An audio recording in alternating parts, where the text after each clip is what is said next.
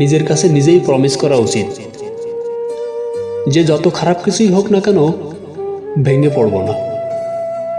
ভালো লাগে না, সম্পর্কে বিচ্ছেদ, ডিপ্রেশন, ফ্যামিলি প্রবলেম, যত যাই আসুক ভেঙে পড়া যাবে না। মানুষ খারাপ আচরণ করলেও তার সাথে খারাপ আচরণ করা যাবে না। এমনভাবে নিজেকে গড়ে তুলতে হবে যাতে অতীতে প্রত্যেকটি ছেড়ে যাওয়া মানুষের আফসোস হয় আমাকে ছেড়ে যাওয়ার কারণে। ভেঙে পড়া যাবে না, কোনোভাবেই না।